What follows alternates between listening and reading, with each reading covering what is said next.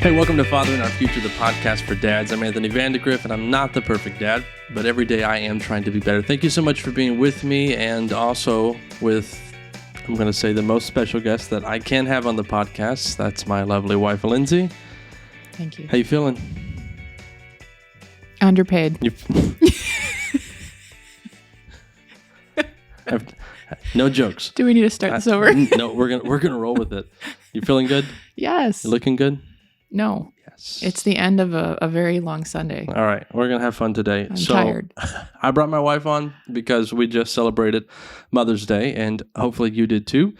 And hopefully you made it a special day. You did something, hopefully on the weekend too, so that you didn't get ridiculed. But anyway, mothers are really important, as my wife's shirt points out. Mothers rule the world.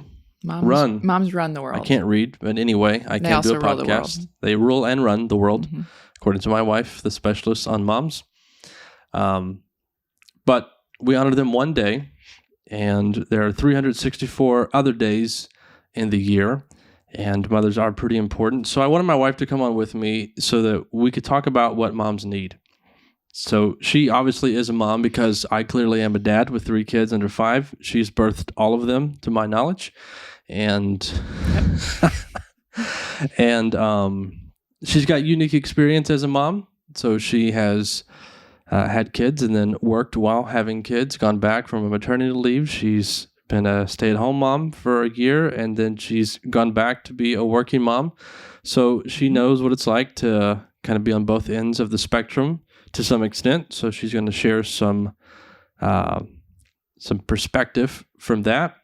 And also, she likes the topic a lot, so she studies a lot and she reads a lot, and she's just got good information to share. She's had good conversations with friends, so she's got good perspective on this. So we're talking about.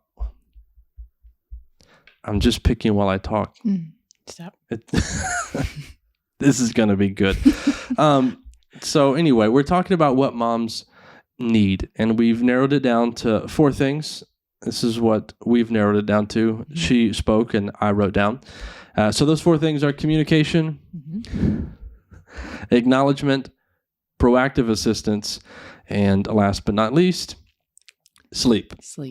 So these are the 4 things that we're going to talk about today. And these are 4 things, dads, that I want you to be mindful of, and myself included, that as you work with your spouse, as you work with the mother of your children, remember your partners in parenting, these are things that you should look out for. These are things that you should try and do better at, because how you treat your spouse is going to be a huge influence to your kids.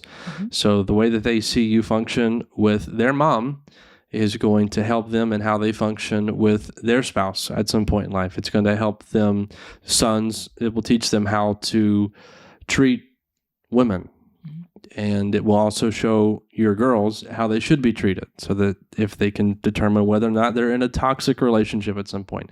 So the way you treat your spouse is super crucial and highly influential as far as your role as a dad. So we're going to help you today with talking to you about what moms need. So the specialist on motherhood, my wife, Lindsey. How you doing? Doing well. Thank you. We're going to have fun. I'm going to say the lot. Okay, so let's start with the first, most obvious thing that I think everyone probably was expecting, and that is communication. So as a mom, why is communication so important? The floor is yours. Okay, so communication was the first thing that came to mind because it is the premise and the foundation for everything else. We have now 3 children. And I still would have probably put this on the list even after the first. So with each child, everything gets a little bit crazier. And anybody that has a child knows that. It's a little bit crazier than when you didn't have children. And then when you have a second, it's a little bit crazier than when you only had one. And the list goes on. So communication is important not just for the day-to-day, making sure that things are quote-unquote managed well or that things get done. But it's also important to ensure that you know where your right hand is, right? I view Anthony as my right hand, and I view myself as his right hand. We are partners in this. We get through the day-to-day some days are a little crazy and communication might not happen in a timely fashion. I'm not great at it. I can say that. Well, sometimes I'm not either, right? If I'm busy and something's not at the forefront of my mind, I can forget about things. But at the end of the day, and especially at the start of the day, communication, at least about what is happening logistically, super important, right? But beyond logistics, because I think, to be perfectly honest, and I imagine everybody's been there at some point, we've gotten to the point where sometimes all the communication is just logistical, and that gets old too, where you can just get so much into the routine of life and things to do that you forget about, talking about the fun things that happen during the day and talking about the things that we're looking forward to in the rest of the week. So communication as a mom, helps keep me grounded. It helps keep me connected. It helps me to know what's going on and feel like I have a partner in the craziness of every day, because I think you've done a podcast before on embracing the chaos, but there is a lot of chaos. And it's got to be embraced. It's got to be joyful, or otherwise it's just crazy. So communication is foundational. And that's why I think everybody expects it, but it's also the hardest thing to do, because it requires intentional time. It requires intentional connection, and it requires planning, and all of that requires time, which we seem to be in short supply. From my perspective, as a guy. So first of all, it is, I think, pretty much proven that women tend to talk more than men do. Correct. I have my wife here to fact check me here, so this is great. So I'm not a sexist. So women do talk more than men. This is definitely true for me. If I'm on the right candy stick, I do enjoy talking. But for the most part, I assume that people around me are smart and that they know things, and that I don't have to communicate obvious things. It's kind of a bad way to think. So sometimes the obvious things like, hey, I was at work today and this is what I did. Okay, well, it's helpful. It just feeds the connection a little bit. Mm-hmm. Even if you feel like you're telling things that are dumb, that maybe you assume your spouse already knows, tell them anyway, because maybe she's not thinking about that. Maybe remember your life is chaotic, so it's very easy when things are crazy and busy for you to forget the simple things. So it's good to do that, which I'm not always great at, but it's one of those things I know I should do, but I don't. I'm going to pick my fingers so that you keep watching me, because it's really funny. No, it's not I'm funny. Messing with you right now. His thumb is perfectly clean. But the other thing, too, that I think is important is she talked about how sometimes it feels like the only thing that you do communicate are the logistical items. Mm-hmm. You have to be careful about doing that, because if all you ever do is communicate the logistical items, then what you've done is you've turned your home and your relationship into a business, and it's not. Right. So I'm a very good idiot. Like I'm good at being dumb. I'm good at just doing dumb things and kind of acting foolish. Not everyone has that gifting. I do, but I'll crack jokes with the kids, or I'll do something completely off the wall, or maybe sometimes she'll talk to me about something serious and I won't be serious back. Sometimes it makes her mad, but I laugh, and so at least it gets some laughter in the house. I'm not going to tell you the best way to go about it, but laughter is a great medicine, and that's been proven time and time again. So if you feel like it's just been, where do we stand on this, and was this delivered, and have we done this? Crack a joke or do something completely off the wall and make it not just a business in your house, make it a marriage, and make it a family. Mm-hmm. So anyway, communication is important. I think, again, coming from the motherhood perspective here, and I think it would be fair to represent many mothers in this based on, conversations with my friends and my family. It is very easy to, as a planner, women tend to be very planner oriented. I mean, they make sure that the details are done. And so it's very easy to fall into that rut of being a business partner, basically. And you feel like you're doing a good job because you're getting everything done. but at the same time, it's exhausting. And I think that dads can really help their wives by ensuring that the fun element is brought into that. But as he said, sometimes when it's a serious moment, it may not always be well always received. Called for. But usually he's very funny. Yeah, it's very important. He's right. Yeah, you've got to be funny, and you've got to learn to laugh. Even like she referenced with embracing the chaos, you have to see the joy in it. Even if the joy actually doesn't come until years down the road, you need to see it here and now, because it's kind of the only way you get through it.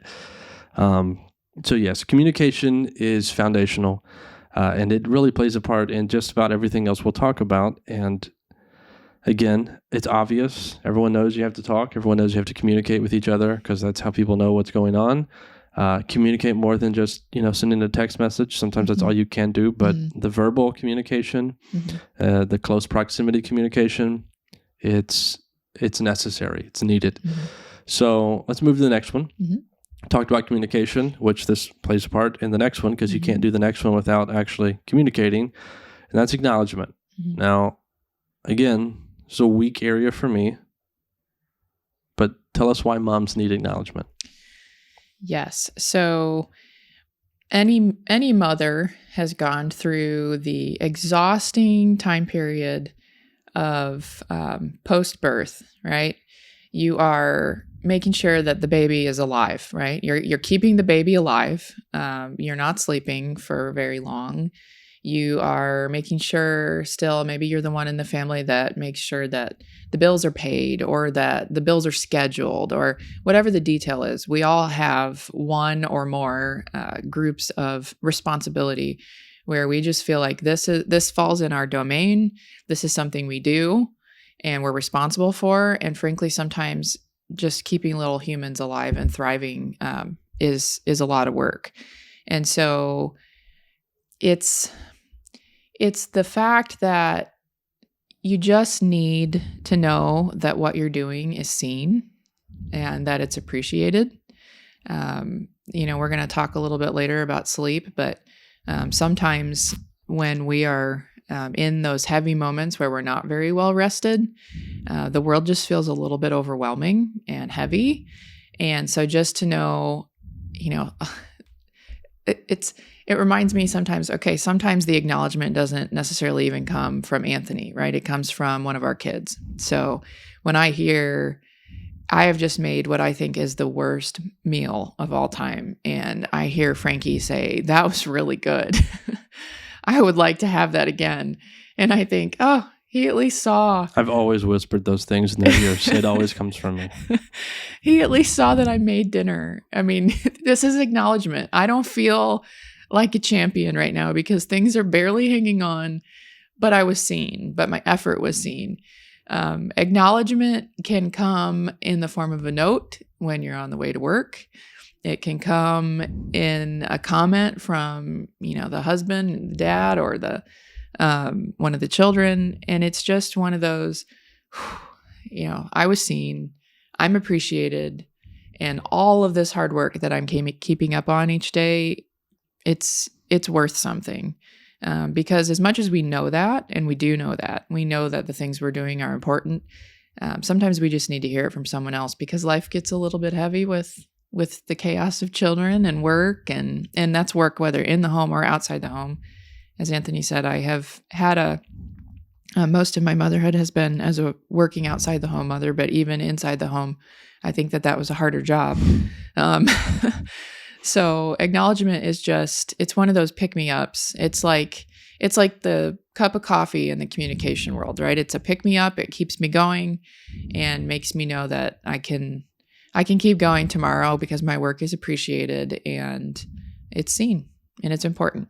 So for me, it kind of sounds like, which I know that women also get that sense of fulfillment whenever you complete something. But for me, I equate it to the sense of fulfillment that I get when I do something and it's done. Everyone's, taken their part of it if that's what the particular task calls for. And I just feel good because I have completed it. So I have a hard time with this. And the reason why is I have a hard time with acknowledgement. it's not that I never got it, because I got it all the time as a kid, and I got it, and I still get it all the time.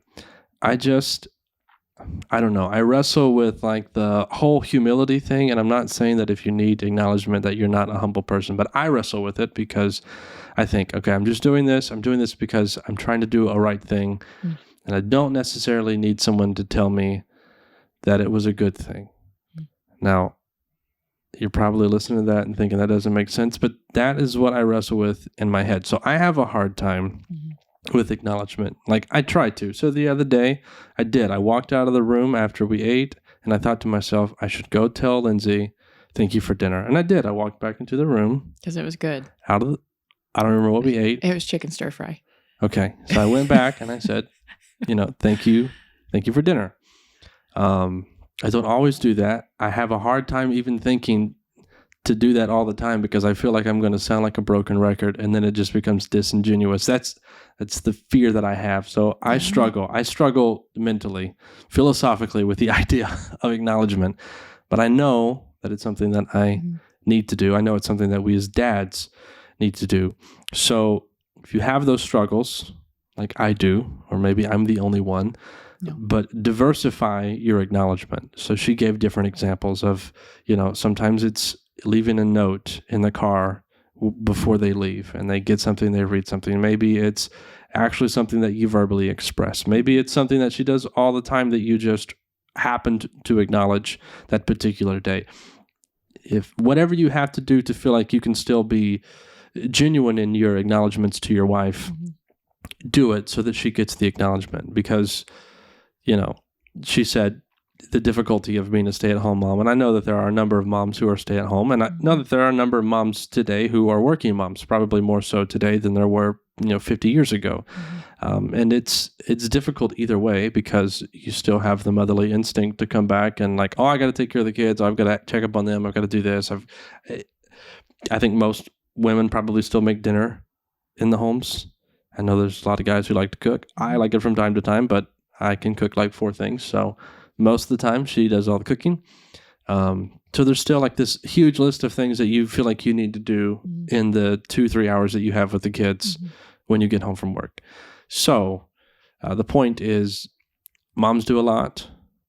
There is some truth to the saying that moms run the world, and acknowledgement from time to time helps. Yeah. And I think you noted something. So all of these different categories or items we're talking about today are interlinked, right? So you acknowledge that acknowledgement is an area of weakness or a place where this is just not your strong point, right? And I think that this connects back to communication because you need to know your spouse. You need to know what they need. And I think it's very obvious that we are all good at giving the things that we know we want, but it's hard to step outside of that box and say, okay, this isn't about what makes me feel good or what makes me feel appreciated or accepted or right. This is about what my spouse needs. And so again, going back to communication, this is beyond just logistics. This is, what do you need from me in this stage of life? A very candid conversation. What do you need from me? How can I help you? Beyond just operational, beyond logistical, beyond a checklist. How can I feel more connected to you? Right? Yeah. And so acknowledgement is one of those things. You might have a words of affirmation spouse, and that's going to be really important. And so just talk to your spouse. I have a words of affirmation spouse. You do. We know that now. We've been married for 8 years. 8 years. Yeah. You better remember. I remember 8 years. That year of staying home just really threw me off. Yeah, it was fun. It was fun. But we're live. Sort of. We're live. We're alive and well. Yeah, this is not recorded from 2 years ago. No. I think. All right, moving on. So that's communication. That's acknowledgement. So the next one, I feel like I'm a little stronger in this area. That is proactive assistance. So what do you mean? Well, I would like to ask you what makes you stronger in this area. Well, you'll hear after I tell you. I want you to explain it, and then I want to drop the bombs of this is how I'm so good at this. Okay, so get ready. He's right. He is very good at proactive assistance. And again, I'm going to loop this back to communication. So you don't know how to proactively assist your spouse if you're not paying attention to the details, if you're not communicating, and if you're not asking what they need, right? So proactive assistance is you understand how the wheels turn with the family. You understand what is the list in mom's head, right? You've communicated about it, and you've communicated so well that you know where you can step in that process and just take a task. Just take it. We are partners, and I think every couple with children, they are, arms linked. We're going to go through this together, or that's how it should be. And so when you understand this is how we work, this is how our family operates, and you just jump in and take something that maybe I've had a long day and I cannot get all the things done that I usually am responsible for, that I like to take ownership of. And they're not my things, but they're things that I tend to be strong in, and that, these are details I remember. And, for example, giving the kids medicine. I don't know, when the kids are sick, I know their medicine schedule. We communicate about it, and it's a place where... I didn't take medicine as a kid, so I'm just thinking, they'll get through it by the grace of God. Anyway. It's a place where I definitely have to communicate, but we know to check with each other. Did you give the medicine? Did I give the medicine? We're going to touch base on that, and we just keep the wheels turning on the day. Yeah. There are other little things that I would say are helpful, and it doesn't have anything to do with kids. Sometimes by the end of the day, I'm just, again, tired, and I might, even really little things, might forget to take my vitamin, or I might forget to fill my ice water. I have ice water every day before I go to sleep. And sometimes, yeah, I know. Why are you smiling? You're doing good. Keep going. And sometimes I'm just ready to go to sleep. And I walk in the room and realize, I didn't grab my water or my vitamin. And I look, and there it is on my nightstand already. So he wins brownie points for that. But again, did you make brownies or? No. Okay. But it's just one of those things where he just jumps in and takes things that technically are quote unquote my responsibilities, or they're on my list, just because he pays attention and we communicate about it. You have to be attentive to the family. You've got to also be involved. So you can't be the dad who works all day, and maybe you work really hard. Everyone else does too. Yeah. And you get home, you're like, I'm so exhausted. Especially if you have a wife who also works. She's exhausted too. Or stays home. Yeah, or stays, yeah. Works in the house or outside the house. So this is funny. So, tangent here. So I've stayed with the kids like a couple days. And by a couple days, I mean like one day here, one day there. Yeah. And like it's super difficult to do that. A funny story. So we went on a cruise for our anniversary, our 8-year anniversary that just happened. And on one of the excursions that we took, we were jumping into cenotes and being, wild 30-year-age people, and having fun without the kids. But the tour guide, his name was Alex, and he was telling us that he and his wife had 12 dogs and 17 kids, which was unbelievable at the moment.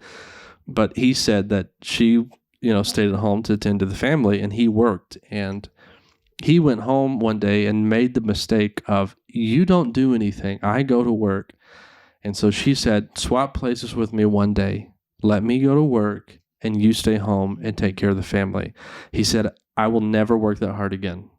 He did it, and he was like, I was done. I was like, I will go to work every day for the rest of my life so that I don't have to do that. So yes, stay-at-home moms, they do a lot. Mm-hmm. And if you have 17 kids, dear God, I'm not even going to talk about it because that doesn't even make sense. I don't know how you actually live to see tomorrow. It's special God-given work, but there's no rest. Yes. So you come home and you're tired, and what you want to do is the classic, 1980s man. You want to come home and sit in the recliner and have a sandwich brought to you, and crack open a Coke and watch the news or football or sports or whatever it happens to be. Like, yes, we all want to do that. But if you're not actually, walking in the door, greeting everyone, looking around to see, oh, there's a stack of dishes over there, or, oh, the trash can's overflowing, or, oh, the dogs haven't been fed yet, or, oh, this baby is trying to eat a battery. Like, if you walk in and you just expect everyone to do for you, and you're not going to do, you're going to fail at this. So the key is to just be involved and to also be attentive. So yes, do things that help your spouse. So sometimes I don't like doing the dishes, and I don't know that any guy particularly does, but sometimes I will unload the dishwasher. Yeah. Sometimes I will load the dishwasher if I know that it will assist. Sometimes if I see that the trash can is full or overflowing, I will try and take care of it. And I'm not always perfect, but I will try and take care of it before she notices that the trash can is overflowing, because when she notices that the trash can is overflowing, all of a sudden she's thinking, dear God, he's got a bunch of stuff that he typically does that he's not doing that I need to think about. And so even if it's the one thing, it's just like now her mind is there and also trying to stay on everything else she was planning on doing. Right. And then she's watching the kids. And so what happens is, in this like crazy circle of chaos, nothing gets done, and then everyone's mad at each other. So little things like that, it's almost like a breath of fresh air. Like, oh, this is already done. I don't have to think about it. Great. Okay, I can actually move on to what I need to move on to. So you have to be involved and you have to be attentive. And when you do that, it gives you the opportunity to be proactive in how you assist your spouse. And please note that we're not talking about like ridiculous things. Like taking out the trash is not a hard thing. Doing the dishes is really not all that bad. And if you just sit and focus and do it, it might take 20 to 30 minutes. Like and usually not even that long, right? We tend to overestimate the things we don't want to do. Yeah. We overestimate the amount of time that they take. If you actually set a timer. Such a drudgery. It is a drudgery. I don't like dishes either. Again, major brownie points. It's my least favorite thing to do. We had a conversation tonight about stocking up on paper plates, plastic cups, and utensils. So it's going to happen. Because we hate dishes. We do hate dishes. Yeah. But anyway, yes. So proactive assistance. This is another thing that you can do. And again, tying it back to the big daddy of the night, communication. If you're not having conversations with your spouse to know what's going on with the family, what's going on in your world, then you can't actually know what's going to be important for you to step in and do to, take a little bit of the mountain that your spouse is dealing with and handle it yourself. So 3 down, 1 to go. Last one, again, definitely not least, probably your favorite. Well, yes. Sleep. So it's kind of funny. Obviously, we're talking about communication, big idea there. And there's a lot of discussion that happens on communication, very, philosophical thought on the importance and value of communication. Acknowledgement is another one. Proactive assistance, dabbles into some of those things. And then we have something like really simple like sleep. Yeah. So why does sleep fit with these other 3 really big ideas? Why is it important? Why do moms need it? Well, moms aren't the only ones that need it, but it's foundational and it's a biological need. And after having 3 different kids, none of which slept particularly well through portions of their babyhood, their infanthood, and their toddlerhood. Reagan was pretty solid. Reagan was awesome, and now she wants to come snuggle every night, but which I love. It's okay. But sleep is one of those make or break foundational things. The world is a better place when you are rested. Challenges might not even be challenges when you are rested because you have the energy to take them on. So sleep actually fits into a bigger picture of true self-care. So moms really do tend to lack in the actual self-care department. We take care of everyone else. We make sure everyone's fed. We make sure everyone's clean. There's an ongoing joke about moms using dry shampoo for a week before they wash their hair. It's a real thing. My kids are clean, but we tend to put ourselves last because we got to make sure everybody else is taken care of, and that's a real thing. I think it's sacrifice for your children and your family, and it's an important thing. But self-care is not, in my opinion, I need an hour to go get my nails done, or I need to be able to go get a coffee with a friend, important things to be able to get out and have time alone or to have time with other girlfriends, but taking care of myself so that I am at my best, sleeping because it's a biological need and the world is a better place when you sleep. Actually eating good food, putting good food into your body, or taking the time to exercise, or doing the things that make you a more optimistic person. It's pivotal. The worst times in motherhood have been when I cannot sleep. And it's simply because every day is a bigger challenge than it needs to be, because I'm not fueled to take the challenge. So all of this gets better. Communication with you gets better when I get to sleep because I have the energy to communicate. You're not screaming at me. Yeah, that doesn't happen.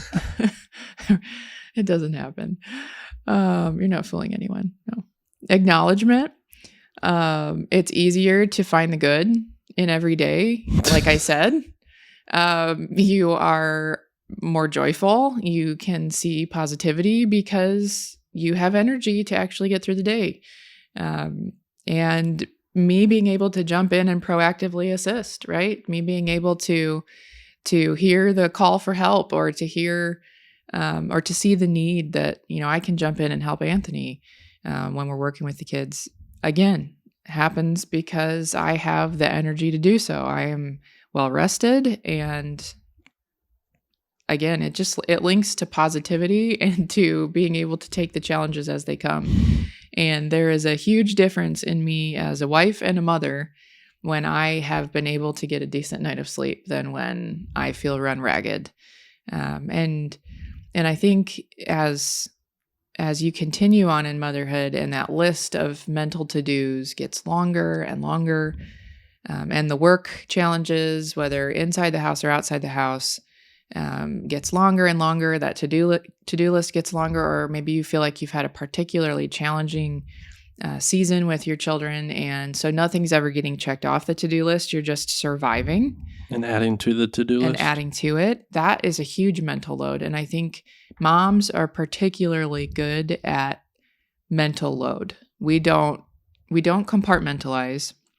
We don't let go of things and say that's something to fight tomorrow. No, it's just always on your mind. I never understood when I was younger the whole going to bed at night and thinking through all the things you have to do, or thinking through all the things that are unsettled or unfinished, or the loops that aren't closed, until probably the last couple of years. And when that finally started happening, I went, oh, this is real. This is really real. So even when you do get a chance to sleep, sometimes it doesn't happen right away. I just fall asleep. Yes, and that's the difference. This is why you have a mom on the podcast. Sleep is important, and it just changes your view of life. Yes. Sometimes when moms don't sleep, they get mad at the husband who has the ability and gifting of sleep. They get bitter. I have a very good gift of sleep. Yes. God has blessed me. I have a very good gift of bitterness over the years. So again, we're going to loop back to communication. I had to actually say, I can't function like this. I haven't slept well enough to have the conversation right now. Well. Okay, so sleep's important. Yeah. All right, sleep's like the key to unlocking the ability to do everything else that we've talked about. Seriously. Even though it sounds like, oh, it's petty, it's sleep. No. Everyone needs it, but you really do need it. It actually does make you a better person. So me and my wife, we met through Bible quizzing. Mm-hmm. So as a Bible quizzer, one of my favorite verses was in the book of Psalms, and it says that it's vain for you to rise up early, to sit up late, to eat the bread of sorrows, for so he gives his beloved sleep. Now, I used to always do it, because of being vain to wake up early, because I hated waking up early. And that's usually where I stopped. But, God gives us sleep. It's a good thing. It's a gift. Mm-hmm. And we need it. So you talked about the benefits. Here's what I want you to talk about, though. How do we as dads help our spouses get sleep? What can we do so that you can get sleep and unlock your superpowers for the next day? That's right. Because, they are superpowers. That's a really good question. So There are a few things I can think of right off the top of my head. So sleeping, being able to get to sleep at a decent time is important. And I think you talked about that proactive assistance earlier. And so when you get home from work, or, in our case, he's typically home from work with the kids before I am now. And so that proactive assistance means things are started before I walk through the door. So all the list that I try to complete each night before I can go to bed, he's already started on it. So that makes it easier for me to know, here's where I jump in and I'm going to get to bed on time.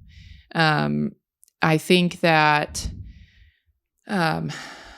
moms feel at least me and some others I've talked to, they feel the overwhelming need to be the person that wakes up with the baby at night. And I think, as a nursing mom, that was for sure. There's no reason to wake you up most of the time. I know the mamas that are bottle feeding, that's a different story. And dad can definitely wake up and take some of those feedings, or take the wake ups where, baby needs a change. But it's not even about a baby, right? We still have a 5-year-old sometimes that comes downstairs and says, my ear's hurting really bad. I need some medicine. My ear's hurting, or he's got growing pains, or this continues beyond babies, right? This is much beyond babies. So I think taking shifts and saying, I'm kind of exhausted with work this week. If you don't mind being the one that jumps in if the kids wake up tonight. We will actually talk about that sometimes in advance. I'm gonna lean on you to get up with the kids tonight if that happens. And that's been huge. Just knowing that Anthony will take the kids for that night if that happens. If you can get me awake. If I can get him right. It's true. If I can get him awake and he jumps in and takes the kiddos, it's huge, because I can go back to sleep, right? I'm actually getting sleep. But I think even bigger than knowing that you'll jump in is knowing that you want to. So I'm going to really hit on this, because moms feel the mental load that it is their responsibility to make sure everyone is taken care of. So if I feel like, yes, Anthony is taking care of the kids, but in doing this, I'm not taking care of him, my husband, because he's not getting enough sleep now, or he is frustrated about this, I still feel the guilt of, I didn't do something right? I didn't take care of my family. And, whether that's right, wrong, or indifferent, it's something that I feel. I feel like if I feel guilt, at asking that question, then I might as well have gotten up with kids, right? Mm-hmm. There's no reason to wake you up.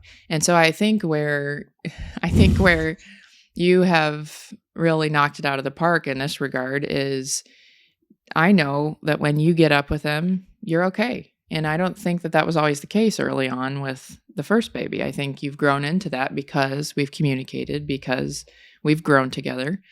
And I know you're willing to do it, and it's no questions asked, and I can rest, not just sleep, but rest, and really know that you're okay doing this because we're partners in this. So. I'm going to interject and say this. This is for moms and dads. So whenever you are both waking up at the butt crack of dawn or the middle of the night to go take care of a child, anything that is said and communicated within that period, just forget about it, because it's not real. Just pretend it's a dream. Don't take it personal, because there are grunts and there are huffs and there are puffs and there are words that aren't even words sometimes. It all comes from out of love. Just remember that. It all comes from a place of love and passion. We have a lot of good, funny stories when it comes to that. I don't remember them because I'm not really awake until noon. All the things I said, he never hears. Yeah. She claims we have conversations like we do. Early in the morning. I'm like, no, that was someone else. Anyway. Oh, man. Yeah. Okay. So the shift thing, okay, being proactive. Anything else on helping moms get to sleep so that they can have the sleep? Taking a step in there so that you can have like the mental release. Checking off the mental checklist. I do think that there are a lot of there's the age-old conversation about why does the kitchen have to be clean every single night in order for my wife to go to sleep. I've heard that so many times. Well, it does. It's pretty much for everyone. Just remember that. You don't need any proof. Right. Just remember that it does. is the fact. Right. I would say probably 9 out of 10 moms would agree that when they wake up in the morning, because a lot of times they are waking up early in the morning, and maybe earlier than you dads, waking up and not having a immediate picture of, oh my word, this place is a disaster and here's all the things that I need to do right now before I start my day is huge. You're going to wake up happier. Your wife's going to wake up just ready to face another day. Again, it's to take the new challenge of the day. And again, it reduces that mental load. So reducing the to-do list is huge in getting good rest and making sure that I can get to bed at a decent time. And should we consider slipping like melatonin into meals or anything like that? No. None of that? Ridiculous. Okay, so should just be communicated. Just you should communicate, get to sleep right. and got it. Okay. All right. Well, that's cool. That's great. My wife's really smart. That's obviously why I married her. She just happens to be model material. Oh my That's gosh. It's just the extra benefit. So anyway, this is what we're talking about, what moms need. So let's just review the list one more time because I know sometimes as dads we're slow. So we've got communication. Mm-hmm. Okay, this is really, I was going to say it's like the bedrock, but this is actually turned into a bit of a cyclical list. It is cyclical. Let's see, I know good words too. Mm-hmm. I can think. So we start with communication. Communication allows us to know what's going on, communicate what we're dealing with, to hear, because listening is a part of communication, to hear what our spouse is dealing with, what the family is trying to accomplish, what we have to do, our to-do list, what's coming up event-wise, all that fun stuff we figure out in communication. So that gives us the ability to know what's going on, and as we see our spouse do particular things, acknowledge them for those particular things, especially if you have communicated and you know that, man, this is really kind of a high stress moment and they're still doing this. Maybe I should be intentional about saying, hey, it's been nuts, but I'm glad that you still did this. Okay. So communication enables you to give better acknowledgement, and communicating, being involved, being attentive to what's happening, being in the loop on your own family also gives you the ability to be proactive in helping your spouse. So again, knowing that this might be a crazy week and maybe they still did something really good, like cook a meal they're not supposed to typically cook when it's this crazy and chaotic, but maybe they still have to try and do something with the kids and help, with the bedtime routine. And so maybe dishes are just kind of sitting there and maybe it's a good opportunity for you to help in that category. So again, communication ties into acknowledgement, ties into the proactive assistance. And then when all that stuff is done, it gives your wife the ability, and it gives you the ability too, to get to bed and to get a good night's sleep, because you need that in order to, again, go back and communicate and acknowledge and proactively help one another. So there you go. Communication, acknowledgement, proactive assistance or help, and sleep. And I would just add one more thing. We're speaking from the world of children 5 and under, but this doesn't end. This is not about small children, because your children just continue to take on activities. I mean, Yes. how many moms in minivans are taking one kid to one place and another kid to another place and then doing it all over again the next day, next week, etc. Yeah, I would imagine that it probably gets worse. Just in thinking about this, I know that babies are challenging, but babies are also very predictable in a sense. Like, they have to eat, they will cry, and you know that they will cry, and you know that there's not always a reason for them crying, so you don't really have to think about what's bothering my 3-month baby. So that's not really ever an issue, and you've got to change diapers, so you're in some crappy situations. Like, you know what to expect with babies, but kids get older, they start developing the ability to really think through things and process things. And then when they come home and they feel a particular way, it's not, just for some unknown reason that they can't fathom. It's no, because they're really dealing with something. So now, in the midst of all your chaos, you've got to try and help them deal with theirs and put your stuff on the back burner. And so, yes, while we're not there in life, I am mentally prepared that things will get a little more complicated. Right. So for all of you, dealing with this, more power to you. At Costco yesterday or the other night, I had all three of the kids, and you were getting coffee with a friend. Mm-hmm. Okay. Good. So I had all three of the kids, and again, 5 and under, and Franklin, always runs around to get the snacks that they serve, the samples that they serve at Costco. And then he runs to go throw everything away. Well, every time he runs, he nearly gets killed because people are always there and he does not care. It's he like just a runs. highway in Costco. It's just like trash can, sample, and he just back and forth. So this guy almost hit him. And, I cracked a joke and I said, just next time, hit him. He can take it. And he laughed.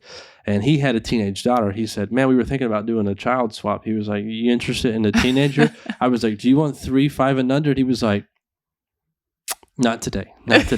So, yeah, you one teenager, I'm sure there are plenty of challenges there. But regardless of where you are in, parenting, there are always challenges. And they're always going to be unique to you because it's probably the first time you've gone through it because every kid's different. So anyway, different topic for another day, but still good to point out. So again, let's take this list and let's remember it. We got communication, we got acknowledgement, proactive assistance, and sleep.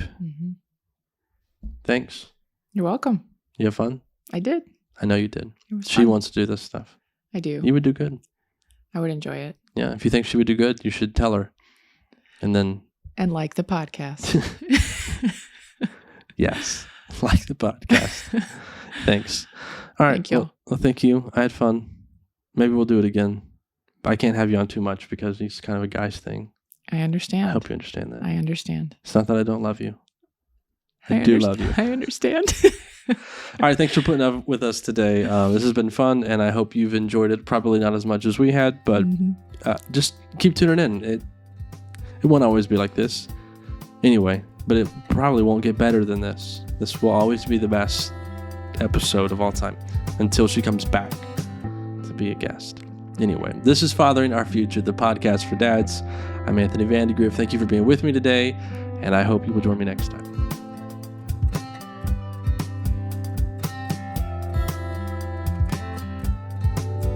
Hey, thanks for watching today's episode. I hope it has blessed you and challenged you to strive to be a better dad every day. And if you'd like more great content like this, just subscribe to the channel.